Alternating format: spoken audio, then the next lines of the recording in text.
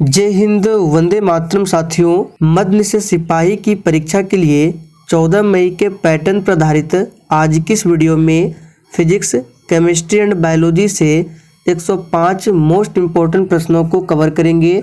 तो आज का ये सेशन आप लोगों के लिए काफ़ी ज़्यादा इम्पोर्टेंट रहेगा। तो जल्दी से आप सभी लाइव में जुड़ जाइए। सभी को गुड इवनिंग, गुड इवनिंग। तो चलिए, फर्स्ट क्वेश्चन आपके सामने है, सूर्य का चमकीला सतह क्या कहलाता है। तो दोस्तों, सूर्य का जो चमकीला सतह होता है उसको फोटोस्फीयर कहा जाता है। भारत का प्रथम न्यूक्लियर रिएक्टर कौन सा है। तो दोस्तों, अप्सरा ये भारत का प्रथम न्यूक्लियर रिएक्टर है। ये प्रश्न आपके एग्जाम में ऑलरेडी पूछा हुआ प्रश्न है। 1 किलोबाइट में कितने बाइट होते हैं। तो 1 केबी, किलोबाइट को बोला जाता है केबी, तो 1 केबी में होते हैं 1024 बाइट। चूने के पानी में कौन सी गैस प्रवाहित करने पर वह दूधिया हो जाता है। तो दोस्तों, कार्बन डाइऑक्साइड गैस को प्रवाहित करने पर चूने का जो पानी होता है वो दूधिया हो जाता है। न्यूटन के गति के प्रथम नियम को क्या कहते हैं। तो देखिए, न्यूटन ने गति के 3 नियम दिए थे, जिसमें जो पहला नियम है उसको जड़त्व का नियम कहा जाता है। चींटी के डंक में कौन सा अम्ल होता है। तो दोस्तों, चींटी के डंक में फॉर्मिक अम्ल होता है। भारत में प्रथम परमाणु परीक्षण कब हुआ था। याद कर लीजिए, 18 मई 1974 को भारत में प्रथम परमाणु परीक्षण हुआ था। बहुत उच्च तापमान को किससे मापा जाता है। तो दोस्तों, पायरोमीटर से बहुत उच्च तापमान को मापा जाता है। ग्लूकोज किसमें विखंडित होता है। तो याद कर लीजिए, ग्लूकोज जो है पायरुविक अम्ल में विखंडित होता है। ग्लूकोज का सूत्र क्या होता है, C6H12O6। ये ग्लूकोज का सूत्र है, इसे भी याद कर लीजिए। शरीर की सबसे बड़ी धमनी कौन सी है। तो दोस्तों, महाधमनी ये शरीर की सबसे बड़ी धमनी है। किडनी के अध्ययन को क्या कहा जाता है। तो दोस्तों, किडनी के अध्ययन को नेफ्रोलॉजी कहा जाता है। वृक्क की संरचनात्मक एवं क्रियात्मक इकाई क्या है। तो वृक्क की संरचनात्मक एवं क्रियात्मक इकाई है नेफ्रॉन। प्रोटीन किनसे मिलकर बने होते हैं। तो हमने आपको प्रैक्टिस सेट में भी बताया था, प्रोटीन जो है अमीनो अम्ल से मिलकर बने होते हैं। सबसे अधिक प्रोटीन सोयाबीन में मिलता है और प्रोटीन की कमी से क्वाशियोरकर बीमारी होती है। फलों का अध्ययन किया जाता है। तो पोमोलॉजी में फलों का अध्ययन किया जाता है। आकाश का सबसे चमकीला सितारा कौन सा है। तो याद कर लीजिए, इम्पोर्टेंट प्रश्न है, साइरस ये आकाश का सबसे चमकीला सितारा है। एक वयस्क मनुष्य में कितने लीटर रक्त होता है। तो 5 से 6 लीटर रक्त होता है। रक्त का पीएच मान कितना होता है। तो 7.4। रक्त का लगभग कितने प्रतिशत भाग प्लाज्मा है। वेरी इंपॉर्टेंट प्रश्न है। तो रक्त का लगभग 60% भाग जो है वो प्लाज्मा होता है। विद्युत विभव का एसआई मात्रक क्या है। तो वोल्ट ये विद्युत विभव का एसआई मात्रक है। विद्युत का सबसे अच्छा चालक क्या है। तो चांदी, जिसको सिल्वर भी कहा जाता है, ये विद्युत का सबसे अच्छा चालक है। और दूसरा है तांबा। प्राथमिक रंग कौन कौन से होते हैं। तो लाल, हरा और नीला ये प्राथमिक रंग होते हैं। बॉयल के नियमानुसार क्या स्थिर रहता है। तो बॉयल के नियम में ताप हमेशा स्थिर रहता है। और चार्ल्स के नियम में क्या स्थिर रहता है। तो दाब। दोनों को याद कर लीजिए, बॉयल के नियम में ताप स्थिर रहता है और चार्ल्स के नियम में दाब स्थिर रहता है। समुद्र की गहराई को किससे मापते हैं। तो फेदोमीटर से समुद्र की गहराई को मापा जाता है। और दोस्तों, अगर आपको ये सेशन थोड़ा भी पसंद आ रहा है तो प्लीज़ आप सभी सेशन को दिल से एक बार ज़रूर लाइक करेंगे। आगे देखिए, मानव शरीर में सबसे छोटी हड्डी कौन सी है। तो स्टेपिज है, जो कान की हड्डी होती है। और सबसे लंबी हड्डी पूछे तो नाम है फीमर, जो कि जांघ में पाई जाती है। और सबसे मजबूत हड्डी मैंडिबल है जो कि जबड़े में होती है।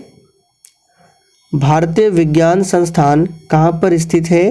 तो कर्नाटक की राजधानी बेंगलुरु में। ग्राफीन क्या है? तो देखिए कार्बन का ये एक अपर रूप है ग्राफीन। विश्व पर्यावरण दिवस कब मनाया जाता है? तो प्रत्येक वर्ष 5 जून को विश्व पर्यावरण दिवस मनाया जाता है। हवा के द्वारा परागन को क्या कहा जाता है? तो देखिए हवा के द्वारा परागन को एनिमोफिली कहा जाता है, याद कर लीजिए। 1 डेका लीटर में कितना लीटर होता है? तो 10 लीटर होता है। काला सोना क्या है? तो कोयला को काला सोना कहा जाता है। कोयले में सबसे उच्चतम कोटि का कोयला है एंथ्रासाइट, याद रखिएगा एंथ्रासाइट। इसमें कार्बन की मात्रा अधिक होती है एंथ्रासाइट में। आगे देखिए, आधुनिक रसायन शास्त्र का जनक किसे माना जाता है? तो देखिए एंटोनी लेवोजियर को आधुनिक रसायन शास्त्र का जनक माना जाता है। क्विक सिल्वर किसे कहते हैं? तो दोस्तों मरकरी को क्विक सिल्वर कहा जाता है। खसरा किसकी वजह से होता है? तो दोस्तों खसरा जो है ये वायरस से होने वाला रोग है। पसीने वाली ग्रंथियां मानव शरीर के किस अंग में मौजूद होती है? तो याद कर लीजिए त्वचा। और त्वचा जो है ये मानव शरीर का सबसे बड़ा अंग है। मानव शरीर की सबसे बड़ी ग्रंथि पूछे तो यकृत है। ओरल पोलियो वैक्सीन यानी कि OPV ये किसके द्वारा विकसित किया गया था? वेरी इंपॉर्टेंट प्रश्न है, इसको याद कर लीजिए। अल्बर्ट सैबिन के द्वारा विकसित किया गया था। और दोस्तों हम आपके लिए एग्ज़ाम तक ऐसे ही रिवीजन क्लास लाते रहेंगे।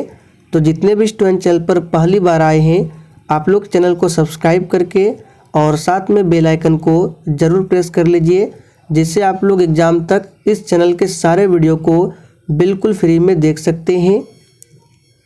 वह ग्रीन हाउस गैस कौन सी है जिसे हंसाने वाले गैस भी कहा जाता है? तो यह है नाइट्रस ऑक्साइड। इसका सूत्र क्या होता है? तो N2O, ये है नाइट्रस ऑक्साइड। पाचन में मदद करने के लिए शरीर में कौन सा एसिड प्रयोग किया जाता है? तो याद रखिएगा हाइड्रोक्लोरिक एसिड का प्रयोग होता है, जिसका सूत्र है HCl। कांच को गहरा नीला रंग किससे मिलता है? तो ये कोबाल्ट ऑक्साइड से मिलता है। डेंगू ज्वर किसके कारण होता है? तो ये वायरस से होने वाला रोग है डेंगू ज्वर। थैलेसीमिया एक अनुवांशिक रोग है, यह किसको प्रभावित करती है? तो देखिए थैलेसीमिया जो है ये किस प्रकार का रोग है? तो अनुवांशिक रोग है। और ये किसको प्रभावित करती है? तो रुधिर को, याद रखेंगे। मानव शरीर की किस ग्रंथि को मास्टर ग्रंथि कहा जाता है? तो याद कर लीजिए पिट्यूटरी ग्रंथि को। एस्प्रिन का रासायनिक नाम क्या है? तो एसिटिल सैलिसिलिक एसिड, ये एस्प्रिन का केमिकल नेम है। कार्नोटाइट किसका अयस्क है? तो ये यूरेनियम का अयस्क है। ताप बढ़ने पर द्रव की श्यानता क्या होती है? तो ये घट जाती है। दूध का pH मान कितना होता है? तो दूध का pH मान लगभग 6.4 होता है। दूध की शुद्धता को किसमें मापते हैं? तो लैक्टोमीटर से। अम्लीय घोल का pH मान कितना होता है? तो दोस्तों अम्लीय घोल का pH मान 7 से कम होता है और क्षारीय घोल का pH मान 7 से अधिक होता है और उदासीन घोल का pH मान 7 होता है। कपूर में वायु का विलयन किस प्रकार का विलयन है? तो याद कर लीजिए ये ठोस में गैस का विलयन है।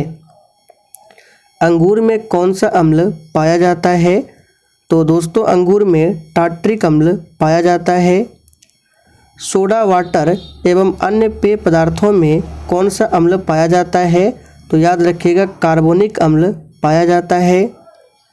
क्लोरोफॉर्म की खोज किसने की थी? तो जेम्स यंग स्मिथिन ने क्लोरोफॉर्म की खोज की थी। कौन सा ग्रह सबसे कम समय में सूर्य का चक्कर लगाता है? तो ये है बुध ग्रह। और बुध ग्रह सूर्य से सबसे नज़दीक ग्रह है, इसलिए सबसे कम समय में ये चक्कर लगाता है। सौरमंडल का सबसे छोटा ग्रह है और हमारे सौरमंडल में 2 ऐसे ग्रह हैं, बुध और शुक्र, जिनके पास कोई भी प्राकृतिक उपग्रह नहीं है। मनुष्य शरीर में खून की शुद्धिकरण की प्रक्रिया को क्या कहते हैं? तो याद रखिएगा, डायलिसिस कहा जाता है। आँख के किस भाग पर वस्तु का प्रतिबिंब बनता है? तो दोस्तों याद रखिएगा, आँख के रेटिना भाग पर। और किस प्रकार का बनता है? वास्तविक और उल्टा। तत्वों का आवर्ती वर्गीकरण किसने किया था? तो इसे भी याद कर लीजिए, तत्वों का जो आवर्ती वर्गीकरण है मेंडलीफ ने किया था। मेंडलीफ की आवर्त सारणी में कितने आवर्त है? तो 7 आवर्त है। और कितने वर्ग है? तो 9 वर्ग है। अष्टक नियम को किसने प्रतिपादित किया था? तो दोस्तों न्यूलैंड्स ने अष्टक नियम दिया था। शून्य समूह का पता किस वैज्ञानिक ने लगाया था? इस प्रश्न को याद कर लीजिए, इंपॉर्टेंट रहेगा। तो रैमजे ने, याद रखिएगा। किस धातु का गलनांक उच्चतम होता है? तो दोस्तों टंगस्टन धातु का गलनांक उच्चतम होता है। आवर्त सारणी का दीर्घ रूप किस सिद्धांत पर आधारित है? तो ऑफ-बाउ सिद्धांत पर आधारित है। अनिश्चितता का सिद्धांत किसने दिया था? तो दोस्तों हाइजेनबर्ग ने अनिश्चितता का सिद्धांत दिया था। नाइट्रोजन अणु में कौन सा बंध होता है? तो इसमें त्रिक बंध होता है। ग्रहों की गति के नियम की खोज किसने किया था? तो केपलर ने। सर्वाधिक क्रियाशील हैलोजन कौन सा है?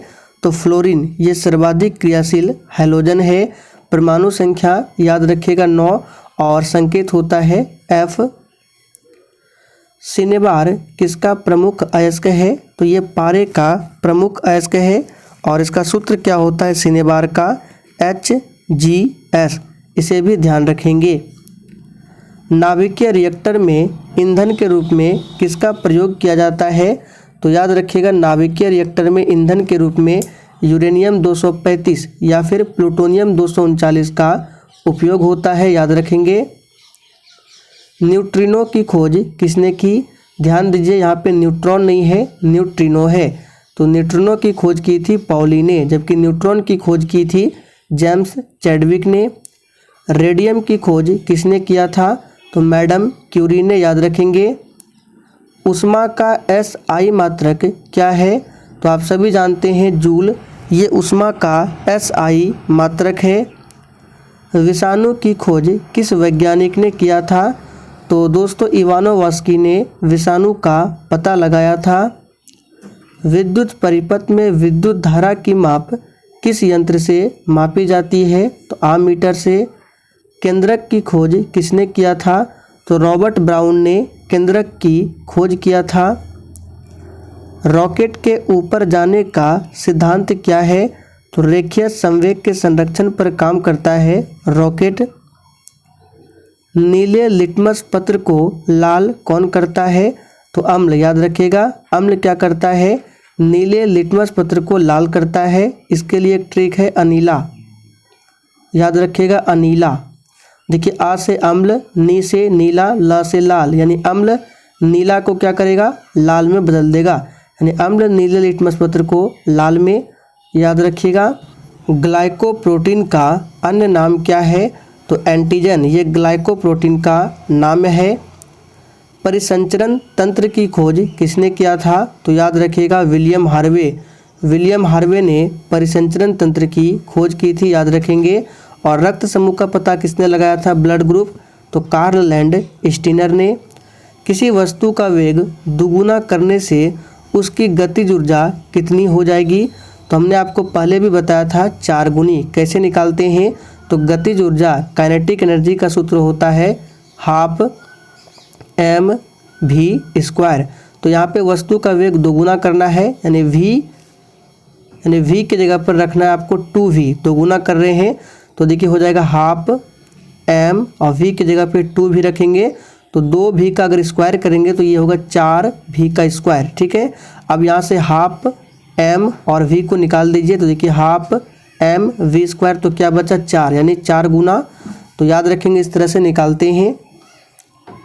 हीरा और ग्रेफाइट किसके अपर रूप है? तो ये दोनों कार्बन के अपर रूप है।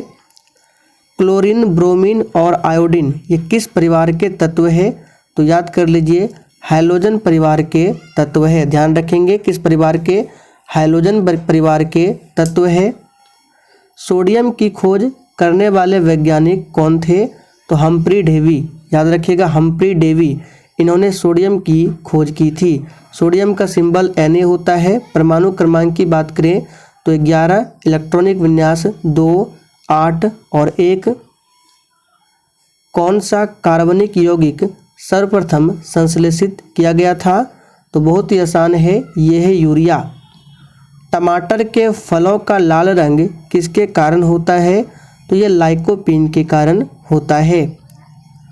आंसू में कौन सा एंजाइम होता है जिससे, यहाँ पे जीवाणु होगा, ठीक है, जिससे जीवाणु मर जाते हैं?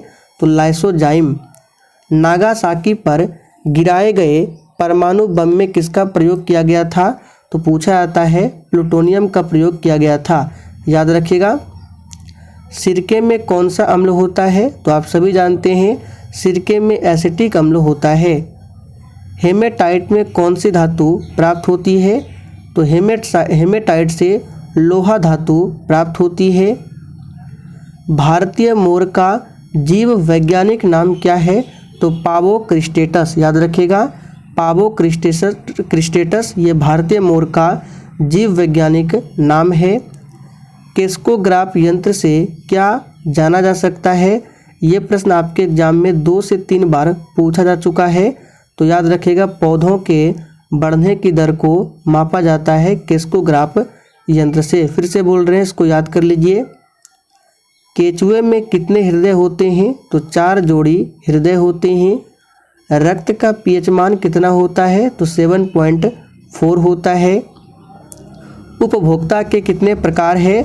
तो देखिए, उपभोक्ता के 3 प्रकार है। कौन कौन है? प्राथमिक उपभोक्ता है, द्वितीयक है और तृतीयक उपभोक्ता है। पुंकेसर में क्या पाए जाते हैं? तो दोस्तों, पुंकेसर में परागकण पाए जाते हैं। सेब का खाने योग्य भाग कौन सा है? तो पुष्पासन, ये सेब का खाने योग्य भाग है। और नाशपाती का भी पुष्पासन ही होता है। भारी जल क्या है? तो ड्यूटेरियम ऑक्साइड को भारी जल कहा जाता है। सूत्र होता है D2O और इसका आणविक द्रव्यमान पूछा जाता है तो याद रखिएगा 20 और साधारण जल का आणविक द्रव्यमान 18 होता है। ट्रैकोमा रोग किस अंग से संबंधित रोग है? तो ट्रैकोमा बीमारी ये आँख से संबंधित बीमारी है। हेपेटाइटिस बी वायरस किस प्रमुख रोग के लिए जिम्मेदार है? तो देखिए, हेपेटाइटिस बी वायरस से होता है पीलिया। याद रखेंगे।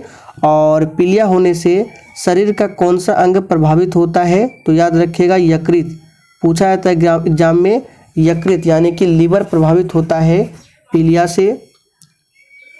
स्कर्वी नामक रोग किस विटामिन के अभाव में होता है? तो याद रखिएगा विटामिन सी की कमी से होती है स्कर्वी। विटामिन सी का रासायनिक नाम है एस्कॉर्बिक एसिड। याद रखिएगा।